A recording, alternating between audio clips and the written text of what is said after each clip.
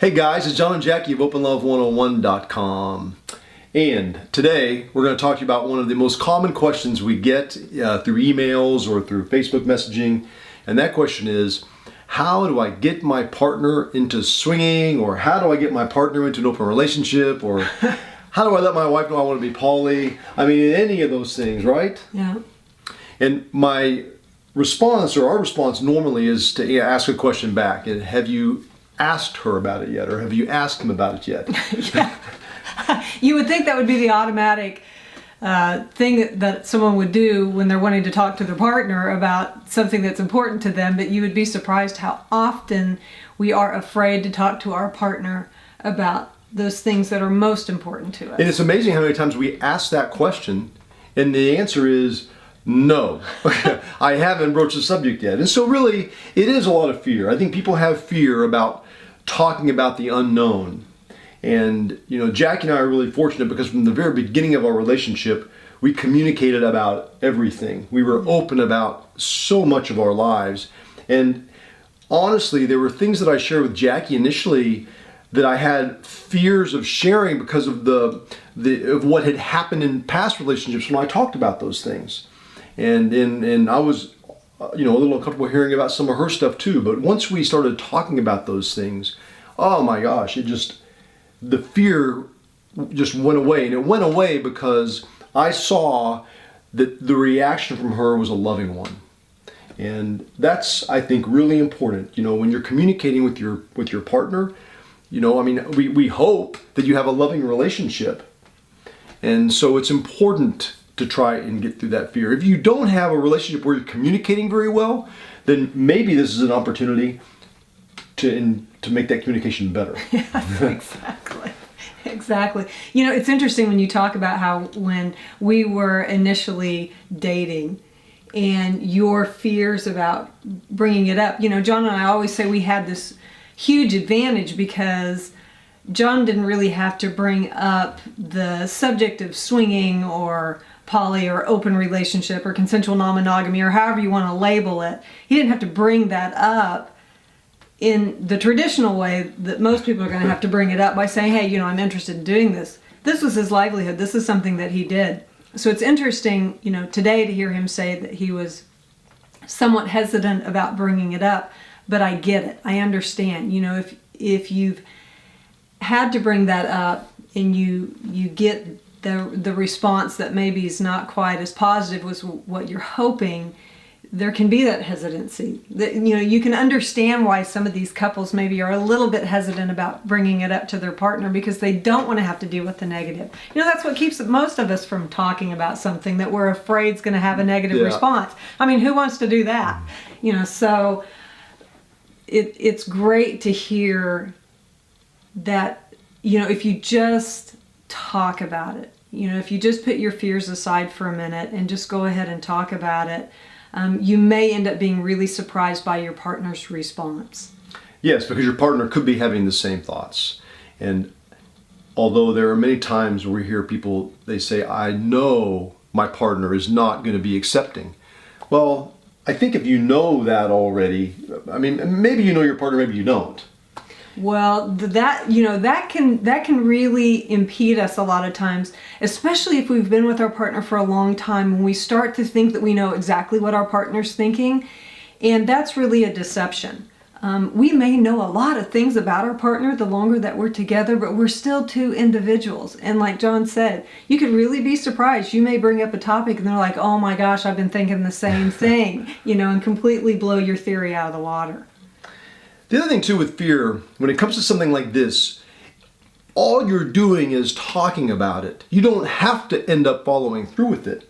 And we have received and talked to many couples where they've discussed it, but they haven't taken the step yet, you know, to play or go on dates or anything like that. But maybe they'll come to the club. So they'll come to one of our clubs, and this is where they'll share these things with us and say, you know, we've been watching your videos, you know, he broached the subject with me, we decided to give it a try, and the way we're trying is just coming out here and seeing what other people are like. And then they realize, oh my gosh, it's amazing the people that are here and how loving they are with each other. And I think if your partner has an open mind enough to maybe take that step, going to a party or going to a club and seeing what goes on, it might help you make the decision one way or the other. Absolutely. And it's funny that you would bring that up, because just this past weekend, John and I were at one of our clubs, and we had two couples come up to us, and they talked about the depth in which they did not realize swinging entailed. When you first think of swinging or an open relationship or a consensual non-monogamous relationship or a poly relationship, it's centered around sex. So that's the only thing people gravitate towards when that subject is brought up. It's just all about sex. But what I realized in having this conversation with these two couples was that it's so much more than that. You have to really have this foundation with your partner to be able to broach the subject, and two, to realize that it's so much more than just engaging in an intimate relationship with someone else. There's this communication, there's trust, there's honesty, there's compersion. There's just all of these great feelings and important feelings, and sometimes difficult feelings, all wrapped up in this. It's important to point those things out as well. You're going to broach this subject with your partner, but it's a viable relationship model. And it requires a lot of intimacy, not just sexual intimacy, but an intellectual intimacy with your partner. There's no doubt about it. And I think that's something with our relationship. Jack and I spoke on the phone for hours every day for quite a few days in a row before we even met and had our first, get together. And we really got to know a lot about each other just on the phone.